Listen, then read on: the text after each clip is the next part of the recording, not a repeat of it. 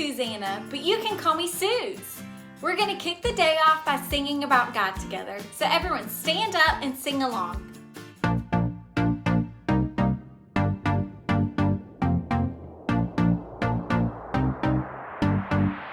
You know when I'm lonely, you know when I'm sad, I know. And then you are with me, yeah, you are with me. You know when I'm worried, you know when I'm mad, I know. And then I can trust you, yeah, I can trust you. You don't want perfection, you just want my best. And when my mind is racing, you will give me rest. God is greater, greater than my feelings. He knows everything, He knows everything. God is greater, greater than my feelings. He knows everything, He knows everything. You know when I'm lonely, you know when I'm sad, I know. And then you are with me, yeah, you are with me. You know when I'm worried, you know when I'm mad, I know. And then I can trust you, yeah, I can trust you. You don't want perfection, you just want my best.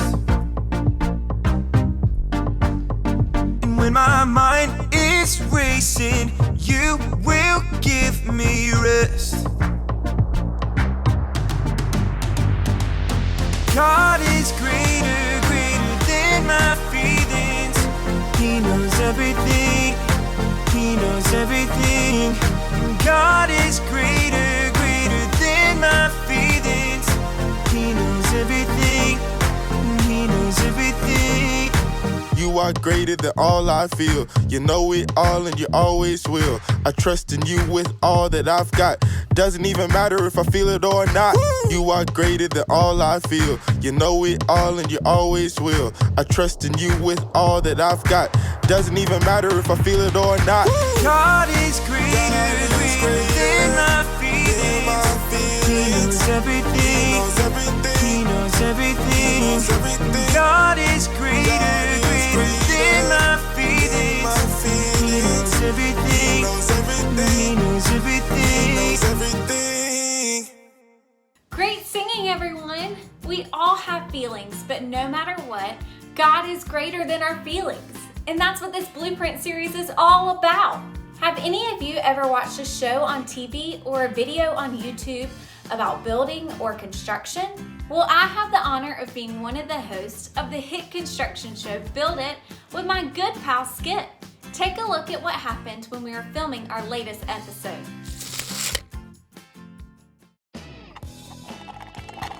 Hey Skip, how's it going? Did you get that toilet situation fixed? Suze. Toilet situation? We don't have time for your bathroom humor today. I expected more from you. What? No, Skip, don't you remember? The pipes are broken and now the toilet is out of order. If we try to use it, it will literally explode, like water everywhere. Never fear, I just need to brush up. Maybe we should call a plumber? Nah, I got this. Okay, well, I wouldn't wait too long if I were you. It's the only toilet in the building, and if it's not working, that could spell trouble.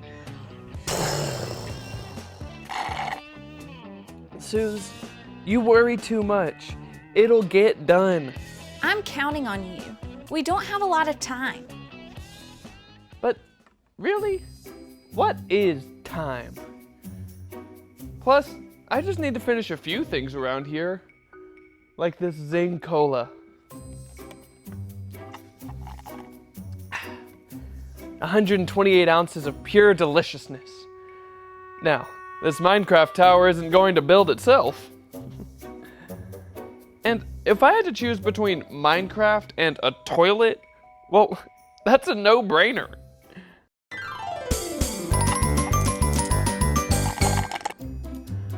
Oh man, okay. So, that 128 ounces of cola is kind of sneaking up on me. Skip, mind over matter. Think about something that doesn't have to do with what needs to happen. Like, I don't know, waterfalls or a big swimming pools or didn't work. Okay, time to do the dance. Not working either. I gotta do what I gotta do.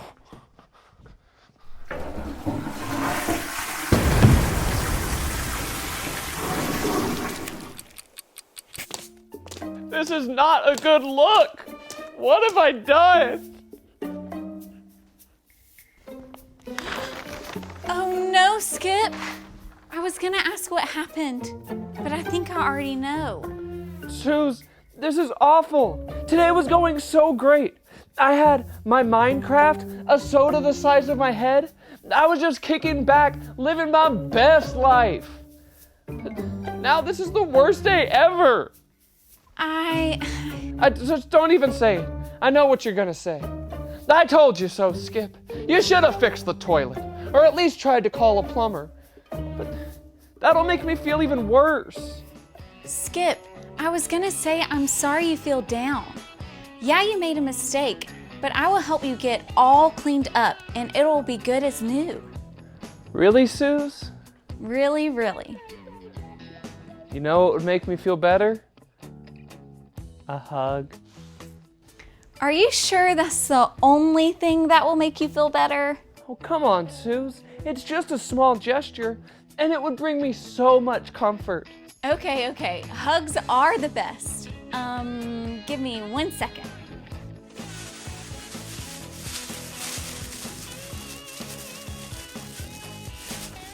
Okay, ready for that hug now.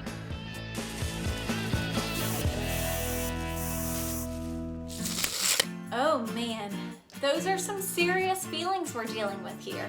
I think there's something important we can all learn from that. Whenever we start to feel our emotions building up, we need to deal with how we feel, and here are 3 steps into doing just that. The first step is to stop and figure out what we're really feeling. This can be tough, but it's important because if we're not careful, we can let our emotions get the best of us. If that happens, things can seem worse than they actually are, which can cause us to make decisions that we can't undo. So let's stop right now and talk about the emotions we just saw.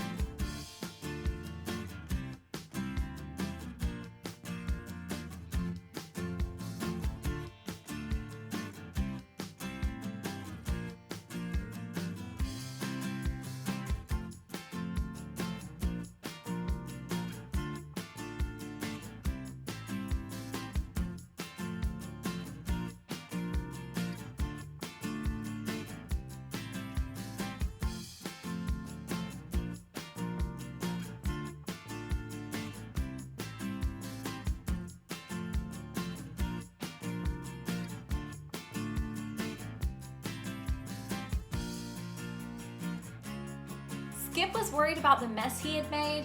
He felt guilty for not taking care of the toilet problem before it was too late, and he felt so sad about being covered in toilet water that he started to put himself down. When we don't take time to deal with feelings like these, we'll miss out on the joy that comes from knowing that God wants to be a friend who comforts us when we're down. So now that we've stopped and figured out how we're feeling, the next thing we need to do is look. Looking helps us to see what's really going on. Skip was feeling so down that he thought his whole day was ruined. But all Skip had to do was look around to see that the mess could be cleaned up. I was right there to help, and the rest of the day could actually be better. Skip needed to take a few minutes to do step 3. Does anybody know what step 3 is? We've got to listen to God's blueprint for life, the Bible. God gave us the Bible as the blueprint for how we should deal with what we feel. Here, check this out. Hey everybody, listen up. Here's what God has to say. Aw, yeah. what you got for us today? Today we're talking about when we feel down. Oh, that's the worst feeling. Like when you get a bad grade or your brother knocks over your Lego tower? The one that took over a week to build? When you're feeling down, you can remember it's not the end of the world. God is always there to comfort you. This reminds me of a guy in the Bible named Jonah and how God comforted him when he was feeling down in the dumps. Oh man, did his best friend move away? That would make me feel pretty upset. That would be hard to deal with. Jonah was down because he didn't want to do something that God had asked him to do. God asked him to go to a place called Nineveh and tell the people living there to stop being bad. Makes sense. Get them to stop being bad. Like, hey guys, cut it out! Done and done. Easy. Well, there was just one problem. Jonah didn't want to go to Nineveh. He knew the people there were not acting the way that they should, but instead of helping them, he thought they should be punished for their mistakes. So what, he wanted God to like ground them or something? Something like that. Instead of listening to God and going to Nineveh, Jonah took off in the opposite direction. Oh no! Oh yes, Jonah ran all the way to the sea, found a ship, and paid the captain to let him come aboard. Then Jonah found a place inside to lay down and take a nap. Taking a snooze? Not listening to God must be pretty exhausting. I'm not sure, but as soon as the boat left the shore, a very bad storm came up and started tossing the boat around. Back and forth and back and forth. I bet there was lightning, crash, and thunder, and waves crashing over the boat. Everyone was so afraid that they started to throw their stuff overboard in hopes that they wouldn't drown. Overboard! The captain went to find Jonah and said, "How can you sleep? Get up and pray to your God. Maybe he can help us." Meanwhile, the sailors decided that the storm was Jonah's fault. They were probably all like, Jonah, what have you done? Make it stop. Exactly. And Jonah told them, "I believe in the Lord, the God of heaven who made the sea and the land, and I am running away from something God asked me to do. It's my fault this is happening. If you throw me into the sea, the storm will stop." Speaking of stop right there. Are you saying that Jonah told the sailors to throw him off the boat? I mean, I get it that Jonah probably felt down because he was putting these men in this storm, but that's crazy talk. You heard me right. The men didn't want to do it, but after praying, they knew they had to. They picked up Jonah and threw him into the water. Instantly, the storm was over and the sea became still. So that's the end of Jonah? No, wait. Get this. When they threw Jonah off the boat, he was swallowed up by a great big fish. Isn't that crazy? God actually sent the fish to keep Jonah from drowning, and he stayed in the fish for 3 days and 3 nights. Oh man, that's comforting, but I can't even imagine. No windows and covered in disgusting fish guts for 3 whole days? Yuck! While Jonah was inside the fish, he did a lot of praying and said, "When my life was nearly over, I remembered you, Lord. My prayer rose up to you. You are the one who saves." Then God told the fish to spit Jonah out onto dry land. Bleh! I bet Jonah was happy to be out of that fish. He probably needed the longest shower in the history of showers. Then the Lord told Jonah a second time to go to Nineveh and tell the people there to stop being bad. Please tell me he listened this Oh, time? he sure did.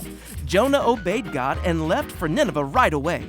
When Jonah got there, he told the people to stop doing bad things or their city would be destroyed. To Jonah's surprise, the people listened and the city was saved. And they all lived happily ever after. The end. Well, that could be the end of the story, except Jonah left the city feeling down. He was upset that God didn't punish them all. So Jonah went on a hill and sulked. When God saw Jonah, he knew how Jonah was feeling and comforted him. God explained to Jonah that he loves everyone and would rather see people turn from their bad ways and do good again. So God comforted Jonah when he was feeling down? Yep, and he'll comfort us too, no matter what we're going through. Even in the belly of a fish? Even in the belly of a fish. Because when we're feeling down, God comforts us. As you saw from that true story, Jonah made some decisions that left him feeling sad. But God came alongside Jonah and comforted him. Feelings of sadness can come and go for so many different reasons. But the truth is, God knows how we're feeling, and He's right there with us. When we stop, look, and listen, we will feel God comforting us each time in sadness. So whenever you're feeling down, remember the truth that God comforts you. And that's what we need to know today. Everybody say it with me. When I feel down, God comforts me. That's it. Now we're gonna play a game called Spot It. 2 cards will appear on the screen, and your job is to spot the objects that appears on both of the cards as quickly as possible. You'll have 10 seconds before the cards disappear, so try to spot it fast. On your mark, get set, go!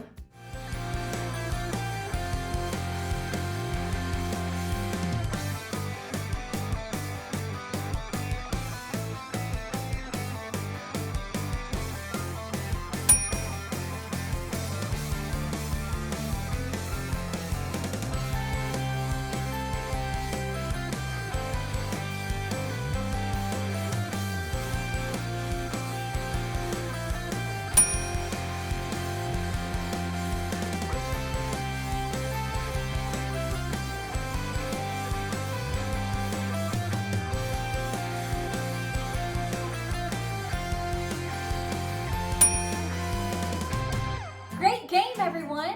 Now there's one more way that you can deal with all of your feelings, and that's to worship God by singing. So let's do it!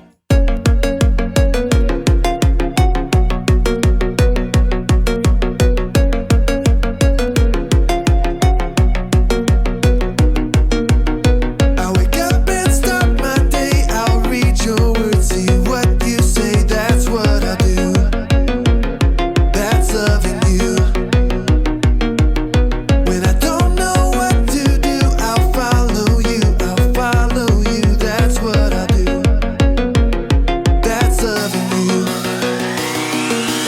I will love you, God, with all my heart and soul, with all my mind and strength. Will you show me, God, to love like you love me, so all the world will see? When things don't go my way, I'll talk to you, hear what you say. That's what I do. That's loving you. When my world is upside down, I'll trust that you'll turn it around. That's what I do. That's loving you. I will love you, God, with all my heart and soul, with all my mind and strength. Will you show me, God, to love like you love me, so all the world will see? I will love you, God, with all my heart and soul, with all my mind and strength. Will you show me, God, to love like you love me, so all the world will see?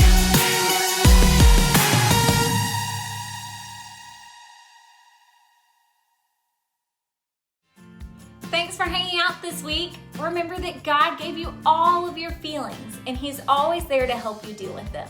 Next up are some questions to help your family talk about what you learned today and pray together. And we'll see you guys next week.